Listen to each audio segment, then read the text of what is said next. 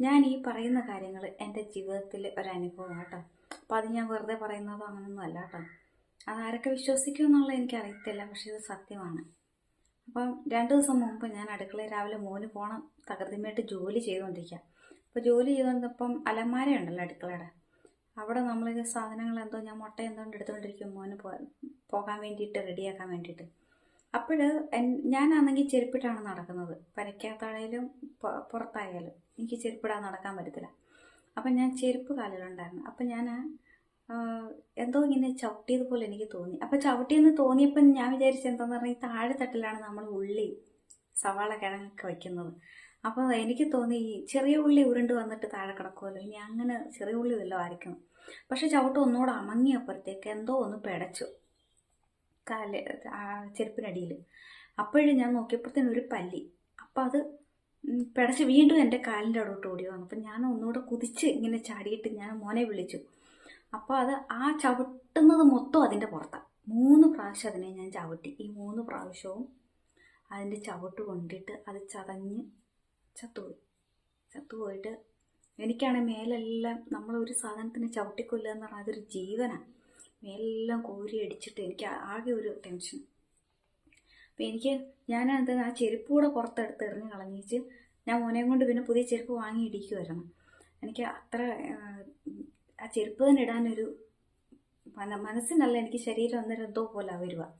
അപ്പോൾ അത്രയും ഒരു ഇത് എനിക്ക് ആ സങ്കടം അല്ലെങ്കിൽ ആ ഒരു പ്രശ്നം ഇതുവരെയൊക്കെ എൻ്റെ മനസ്സിൽ നിന്ന് വിട്ടുമാറിയിട്ടില്ല.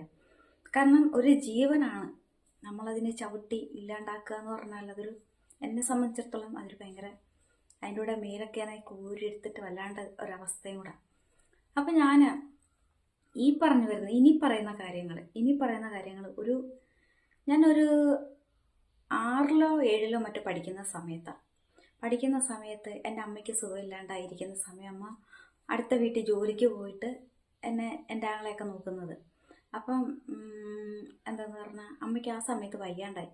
അപ്പോൾ ഞങ്ങളുടെ അവിടെ ഒരു ചേച്ചിയും ചേട്ടനും ഉണ്ട്. അവരാണെങ്കിൽ ഞാൻ അവരുടെ പേരൊന്നും പറയുന്നില്ല, കാരണം പേരൊന്നും പറയാൻ എനിക്ക് ഇപ്പം ഇഷ്ടമില്ല, താല്പര്യമില്ലാത്തത് കൊണ്ടാണ് പേര് പറയാത്തത്. അപ്പോൾ അവരെവിടെ ജോലിക്ക് പോയാലും എന്നെ കൂട്ടിക്കൊണ്ട് പോകും. ഞാനന്ന് 6ലോ 7ലോ ഒക്കെ പഠിക്കുന്ന സമയം. അപ്പോൾ അവർ വിളിച്ച് ഒരു അരപ്പാവാട മുക്കാപ്പാവടയൊക്കെ ഇടുന്ന ഒരു പ്രായമാണ്. ആ സമയത്ത് അവരെന്നെ വിളിച്ചുകൊണ്ട് പോകും. എന്തിനാണെന്നറിയാവോ? അവരുടെ കൂടെ കയ്യാളായിട്ട് ജോലിക്ക് നിർത്തിയിട്ട് അവരുടെ ശമ്പളം തന്നെ എനിക്ക് വാങ്ങിത്തരും. എന്താണെന്ന് പറഞ്ഞാൽ എൻ്റെ വീട്ടിൽ എൻ്റെ അമ്മയ്ക്ക് മരുന്ന് വാങ്ങിക്കണം, എൻ്റെ ആങ്ങളയ്ക്കും എനിക്കും ആഹാരം വേണം. അപ്പോൾ അതിനൊക്കെ വേണ്ടിയിട്ട് അവരെന്നെ വിളിച്ചുകൊണ്ട് പോയി എന്നെയും കൂടെ ജോലിക്ക് നിർത്തും, ആ ചേച്ചിയും ചേട്ടനും. എന്നിട്ട് ഒരാളുടെ കൂലി എനിക്ക് വാങ്ങിച്ച് തരികയും ചെയ്യും. അപ്പം അവർക്കറിയാവുന്ന വീടുകളിലൊക്കെ ആയതുകൊണ്ട് എന്നെ കൊണ്ടുപോകാൻ ശാരദയുടെ മോളാന്ന് പറഞ്ഞു കഴിഞ്ഞാൽ ആരും മറുത്തൊന്നും പറയത്തില്ല, എനിക്ക് ശമ്പളം തരും. ഞാൻ എല്ലാവരോടൊപ്പം ജോലിയും ചെയ്യുന്ന ഒരാളാണ്. ആ സമയത്ത് എൻ്റെ അമ്മയ്ക്ക് വയ്യാണ്ട് വന്നപ്പോൾ അന്ന് എനിക്ക് വന്നൊരു അനുഭവമാണ് ഇന്ന് എനിക്ക് ഓർമ്മ വന്നു ആ ഒരു സംഭവം നടന്നപ്പോൾ. അപ്പം ഒരു വീടിൻ്റെ ഫൗണ്ടേഷനകത്ത് നമ്മൾ മണ്ണ് വെട്ടിയിടുമല്ലോ, അതിൻ്റെ കുഴിക്കകത്തൊക്കെ മണ്ണ് വെട്ടിയിടുമല്ലോ. അപ്പോൾ അതിനാണ് എന്നെ കൊണ്ടുപോയിട്ട് അടൂരടുത്താണ് ആ വീട് പണി നടക്കുന്നത്. അപ്പോൾ ആ വീടും പറയാൻ എനിക്ക് താല്പര്യമില്ല, പ്രശസ്തമായ ഒരാൾക്കാരുടെ വീടാണ്, അടൂർ അറിയപ്പെടുന്ന ഒരാൾക്കാരുടെ വീടാണ്. അപ്പം ഞാൻ മണ്ണ് വെട്ടി ഇത് എന്താണ് കൊട്ടയ്ക്കകത്താക്കി കൊടുക്കുക, ഇവർ ചേച്ചിയും ചേട്ടനും കൂടെ ചുമ്മുക.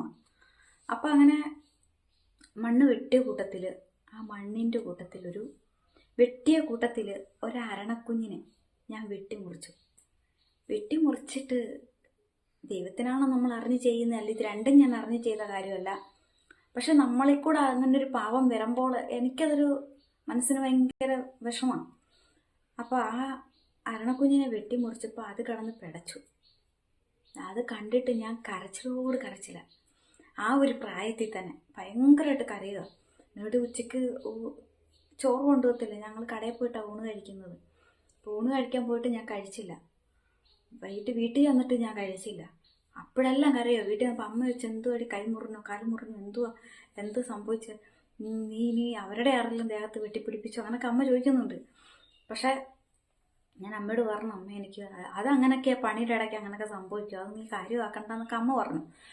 അമ്മ എന്നെ ആശ്വസിപ്പിക്കാൻ പറയുന്നതാണെന്ന് എനിക്കറിയാം. പക്ഷേ എനിക്ക് കുറേ ദിവസത്തേക്ക് ആ കരച്ചിലും മാറിയില്ല, ഓർക്കുമ്പോൾ അതിങ്ങനെ മനസ്സിൽ കിടന്നുകൊണ്ട് അതിൻ്റെ 2 ഭാഗം കിടന്നുകൊണ്ട് പിടയ്ക്കുന്നത് കണ്ടപ്പോൾ ആ ഒരു അനുഭവമായിരുന്നു ഈ 2 ദിവസം മുമ്പ് എനിക്ക് എൻ്റെ ഒരു ജീവനാണ് അല്ലേ, ദൈവം കൊടുത്തൊരു ആയുസ്സാണ് അത്.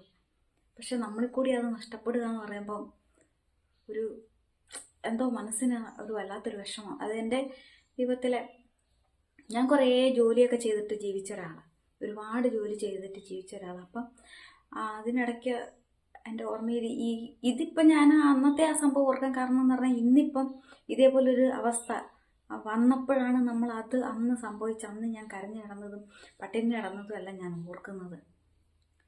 അപ്പം ഞാൻ ഒരുപാട് ക്ഷമ പറഞ്ഞു, ഞാൻ അറിഞ്ഞുകൊണ്ട് ചെയ്തതല്ല എന്ന് പറഞ്ഞാലും മനസ്സിനകത്തൊരു വിഷമം. അപ്പം അന്ന് ഇതേപോലായിരുന്നു കേട്ടോ, ഒത്തിരി ഞാൻ കരഞ്ഞു.